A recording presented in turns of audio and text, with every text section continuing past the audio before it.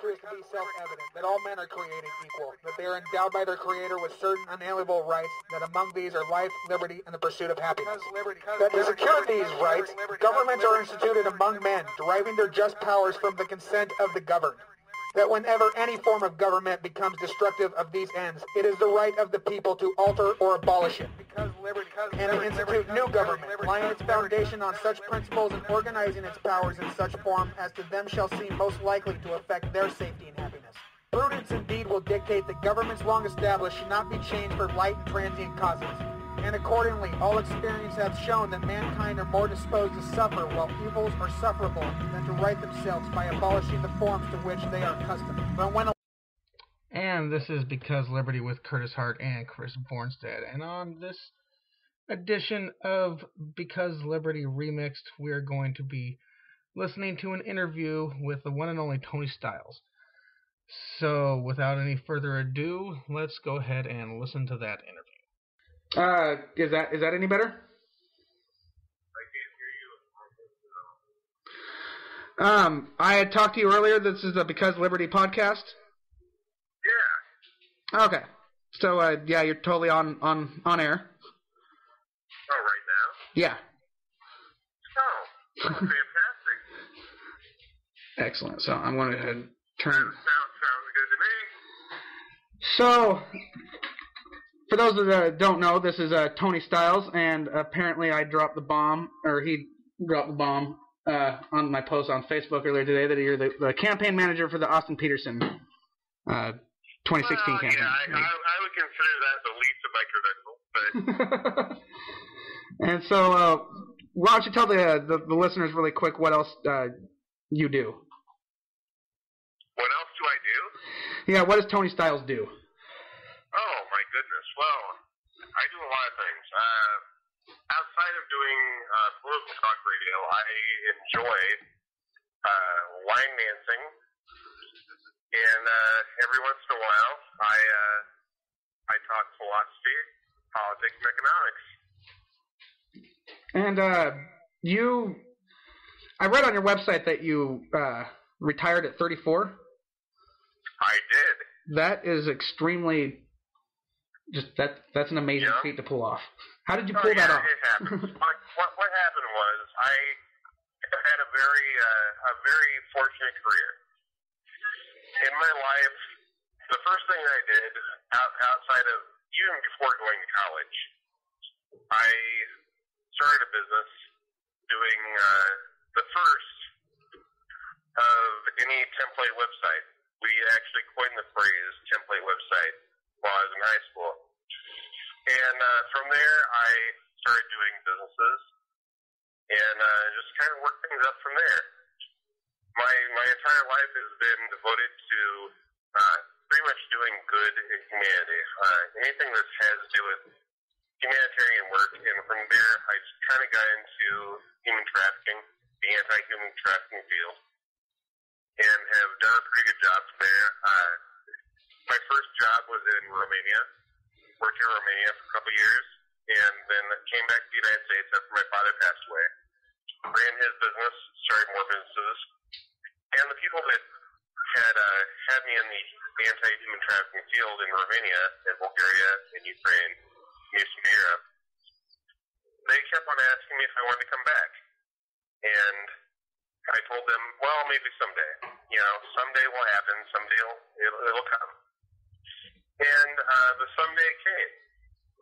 They asked me finally, just this past, probably, when was it, July? Yeah, it was last summer. If I wanted to come back. And I said, you know what? If I don't do it now, I probably won't. And from there, it's been kind of happening. I've gone to Laos and Cambodia and Vietnam, and done a lot of interesting things. I've seen a lot of things that have really kind of made my skin crawl. So, what is it that you do exactly when you go over there and work in the anti-human trafficking field? Like, what does that entail exactly? It's delicate. Let me put it this way: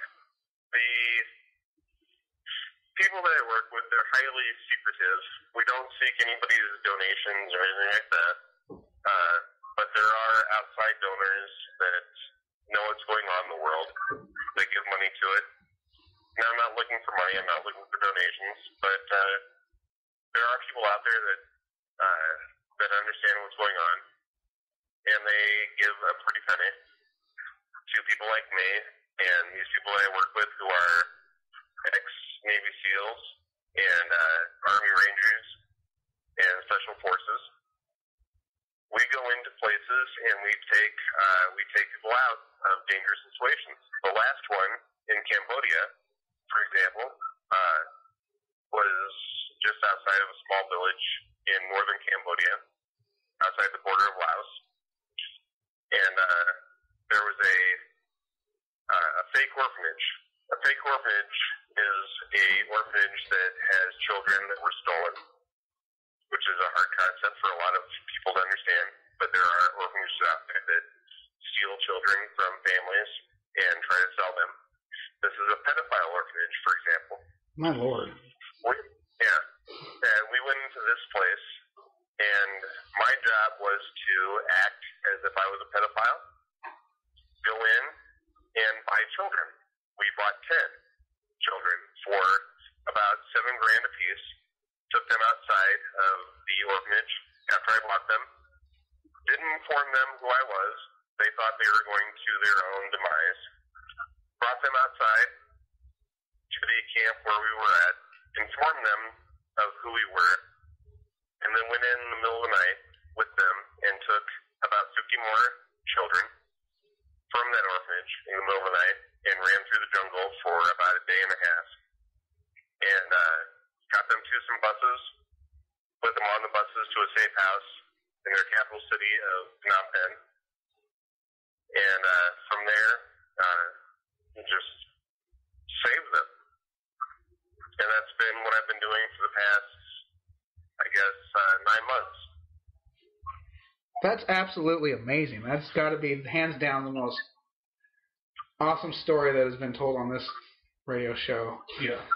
By far. And I highly doubt it's a little different. It's a little different, you know. I don't know how to explain it, you know. When it comes down to it, we are very spoiled as Americans. We really are. And that's the only way to put it. We've been spoiled.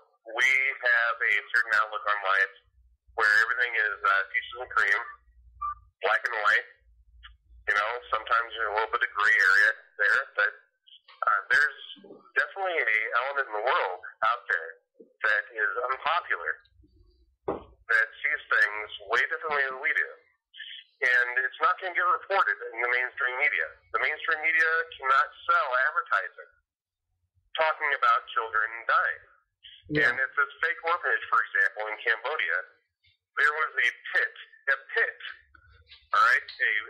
Imagine a hole in the ground outside it, about half a click outside the orphanage, where these people would dump dead bodies.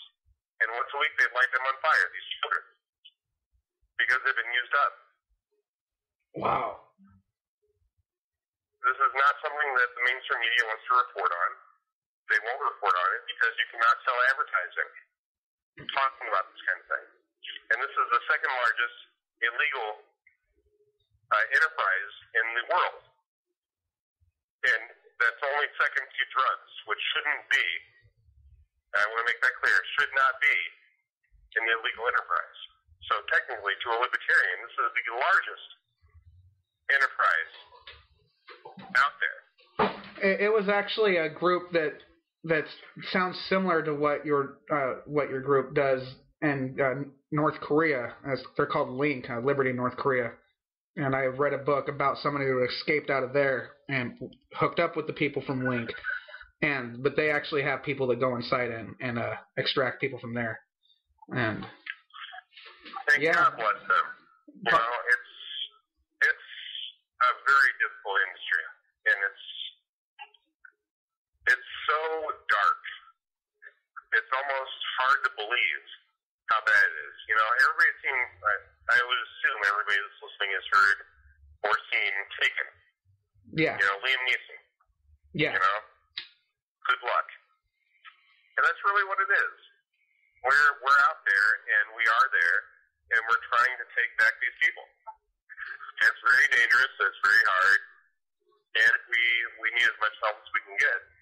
But it's not something that people want to donate to, it's not something that people want to talk about, and it's definitely not something the mainstream media wants to put on the air. If somebody did want to donate to that, like you said, pretty much you have extremely wealthy people that can donate. Because, I mean, it sounds like you need a lot of money to be able to get into the door of one of these places. So. I can barely hear you. Give me 1 second. 1 second. Alrighty. I apologize. Oh, that's fine. Let me get to where I can hear you. I am, right now, I'm in Kansas City. I'm in the Westport District. And I'm talking to you. I'm actually hanging out with a jam band. Okay. Yeah, I know. Like the anarchists do. So. But I can hear you now. What's going on? So, how did you get involved with the Petersen campaign, and how's that going? Oh, Austin Petersen. Oh, my goodness. Austin Petersen has some fire in his belly. Wow. And for a guy like me who is an anarcho-capitalist, to partner up with a guy like Austin Petersen, who is just so big L libertarian, as far as you can get, is very interesting. Austin and I have been frenemies. All right, not friends, but enemies and friends within circles for the past 2 years.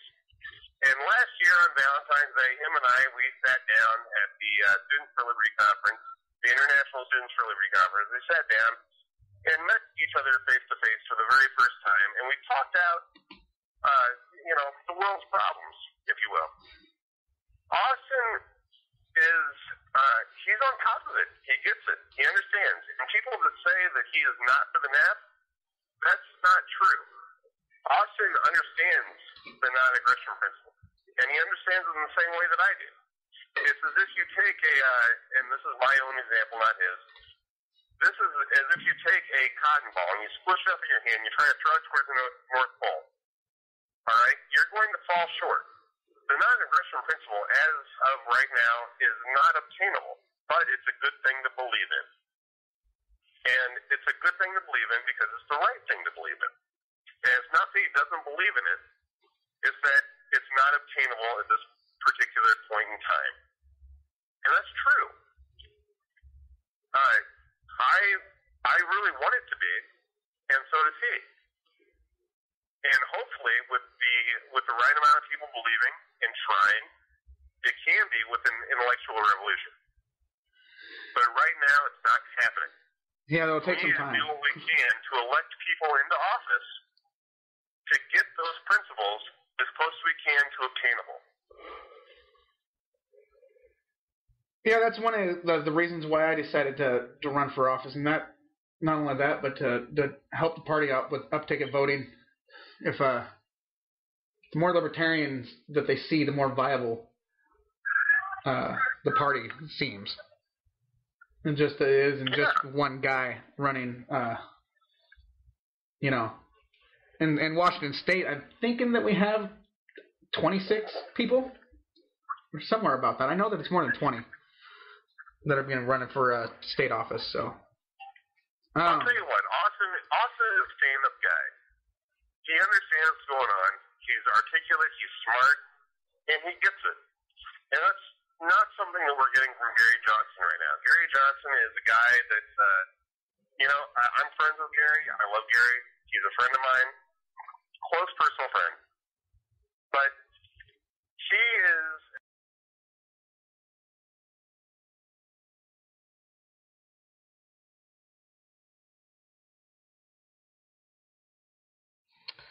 And that was all that it was, apparently.